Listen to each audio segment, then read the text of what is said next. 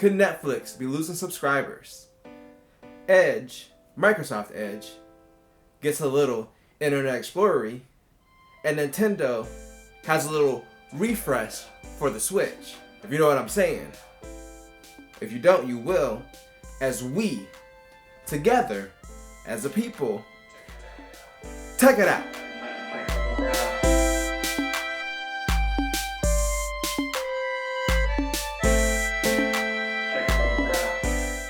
Welcome back to another sun-drenched Saturday in July, as me, Mike, takes you through the world of the best stories this week in the tech world. And in our first story, a lot of you may know, some of you may not.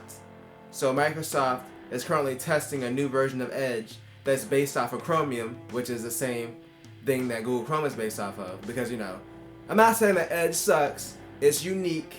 It has its challenges. It sucks. Okay, I said it. But they realize it sucks, so they're building a new version based on Chromium. So the thing that's unique about this new version, right now they're testing an Internet Explorer mode within the browser, meaning that if you have a website that needs Internet Explorer to work right, you can just go ahead, switch it over to Internet Explorer mode without having to go to a different browser for that particular site. Isn't that great? I mean, y'all care, right? You care? Okay, honestly, this is more of a business feature because there are a lot of sites, there are a lot of companies that I've worked for recently that have all had some kind of internal site that's worked off of Internet Explorer. So this is kind of helping businesses move forward to a new browser that's still supported. I mean, they still support Internet Explorer with security updates, but they're never going to make a new version of Internet Explorer. So they're kind of trying to get people off of it. And plus, if it's based on Chromium, it might actually be a good browser. So we'll have to see.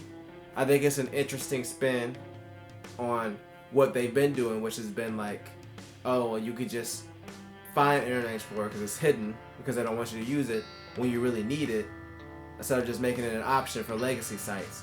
So this seems like a good move for Microsoft, and it would be nice, even if I don't want to use the built-in browser, to have a decent browser built in so I can go and download Chrome. That's the whole point. I need a good browser for that. I don't want to suffer through Edge for that. Come on.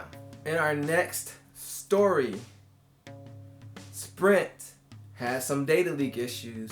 It happens. I said last week, you can't always trust everything and everybody on the internet, and here's why. Okay, it's not really Sprint's fault. So apparently there was some kind of exploit through Samsung's add-a-line website, I guess related to Sprint lines, and people somehow used that exploit to get information. Now there wasn't any important personal information or like credit cards or anything like that, from what I understand. But still, it's a data breach. I mean, at this point, there's just been so many data breaches, like my whole personal life, my credit history, the food that I buy, everything's just online now. So I've given up. I got echoes throughout the whole house. You know, Amazon just listens to me all the time. I got Siri listening to me. You just can't escape it. It's our digital future. And it's not for resale. Except it's for retail all the time. Because our data is constantly being like stolen and sold. And we don't even get the money from it. I just want to reap the benefits. At least with Amazon, I get cheap speakers. What am I getting from Sprint? I don't even use Sprint. I'm upset.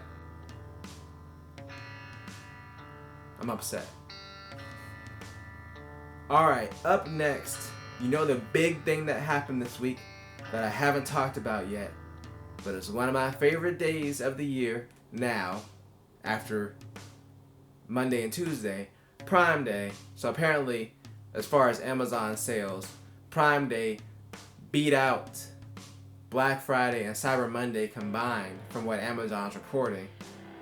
This Prime Day sale honestly was pretty good. Now, I wouldn't say that it's on the same level as Black Friday, but they actually had some good deals, especially in electronics and computing equipment, which is the stuff that I mainly look at. Now, usually Prime Day is just a bunch of random assortment of stuff that you like don't really need. Well, not that you need like electronics most of the time, but it was like random stuff They're like, oh, this motorized toenail clipper is $11, and I'm like, why would I need that? And then you just buy it anyway. That's what Prime Day has been the last few years, but this year they stepped it up. I ended up getting the spotlight cam for my Ring security system, which I will do a video on soon because it's pretty cool. And then I got some other non-important stuff that, was just on sale, but they had some good deals on some processors. They had the R7 2700X for $200. That was pretty much an all-day sale. I actually saw Threadripper on sale for $250 at one point. I think it was a 2950X model. I probably butchered that. I think that's right. But it was like very early Monday morning, and I was so close to get. I was like, it's $250. Just get it. And then after that, I regretted it, and it never went back down to $250. It stayed at $500 for the rest of the sale. I was so mad. But they had Beat Studio wireless 3s. They had those for $140. They had the Microsoft Surface headphones for $160. Like, they really had some decent deals. I'm not recommending buying either of those headphones, but if you are in the market for those headphones, there was some deep discounts this time. And I'm just saying, it kind of makes sense Prime Day wise, because for Black Friday, they kind of do the same thing that they used to do for Prime Day. Like, they have some random good deals, but usually it's a bunch of crap. So they stepped it up. I'm glad to see Amazon stepping it up. Best Buy also had a 48-hour sale during the same time. Target also had a sale as well. So maybe this is kind of like our mid-year Black Friday. If you can't tell, Black Friday is my favorite holiday. So I'm all for it. More Black Fridays throughout the year. We should have one every month. Next story. All right, we're coming back around to Netflix. They reported their first subscriber loss ever for Q2 2019. Well, it's not really a loss. So a lot of times when they say loss, it's just them not meeting the projected goals. There was also a price increase, of course, because Netflix increases their prices. But I think the bigger part of the story is, if you look at Q2, there was just a lot going on. I think it's kind of a combination of things. You have, Disney announced their streaming service. I mean, that didn't happen in Q2, I don't think. But, that definitely hurt because they've been in the process of removing all the Marvel stuff and all the Disney stuff. That was a lot of good content that Netflix had coming in. Recently, Warner announced that they're doing their own streaming service, HBO Max, and they're actually taking Friends from Netflix. They're losing Friends next year. So, with them losing all this content, and then also, Game of Thrones wrapped up, so there was a lot of tension on HBO. Netflix, we were waiting on Stranger Things. We finally got it. I haven't watched it yet, so don't spoil it for me. But, I don't care if you do, honestly. But the thing is, I just felt like Q2, Netflix didn't have a lot going on show-wise. People are getting ready for these other services. The market's starting to get more spread out. Like, how many services are we going to pay for, y'all? I'm already paying for Amazon, paying for Netflix, paying for Hulu. We have to get Disney because Jeff is a huge Disney fan. That's already 4 services. Like, between Netflix and Hulu, that's already like $25 a month at least. Then Disney's gonna be like another $8. Amazon, you don't pay monthly, but technically it'd be like another $10. That's $40. I might as well have cable at this point. It's ridiculous. But we'll have to see if Netflix bounces back, which I think they will, because the thing is, Netflix has always been a little bit ahead. They started off ahead. They were the pioneers of the streaming thing. I know Hulu came around the same time. They kind of put Blockbuster and those stores out of business first. They were really the first ones, streaming-wise, to start investing in their own original content. That's worked out really well for them. So they are losing a lot because they're like, hey, Netflix is doing this. Why don't we do this? And these other bigger companies are like pulling their stuff off of Netflix and moving on to their own services. So I don't think Netflix is going to be as big as it once was, but I definitely think that it will survive. But it'll be interesting to see what happens next. And in our final story, the Nintendo Switch is getting a revision. So this is not the Switch Lite that we talked about last week. And this is not a redesign like the Switch Lite either.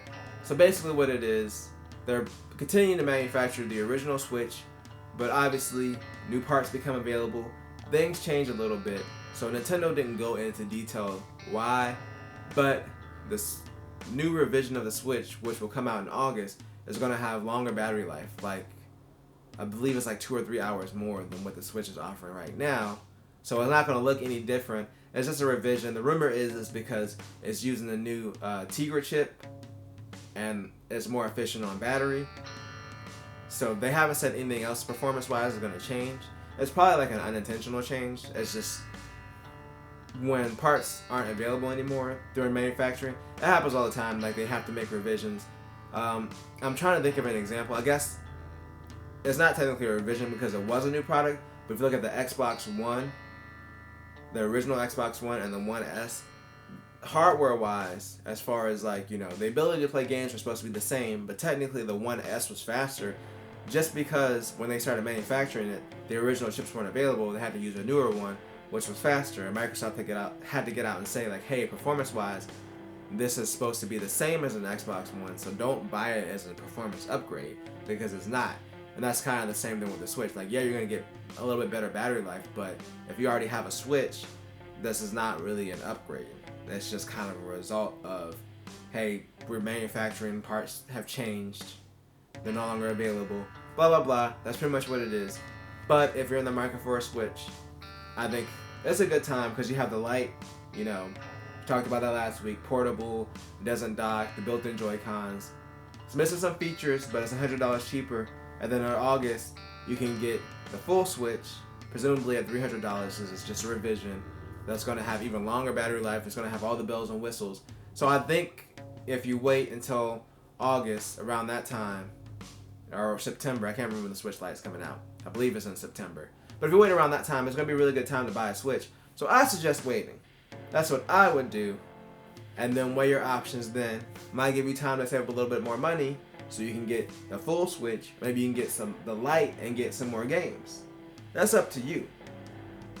But the one thing that I do know that's up to me is to bring this episode to a conclusion. So if you enjoyed this video, make sure to tell a friend, tell a coworker, like, share, and subscribe, and always do at least 2 things at the same time. Peace.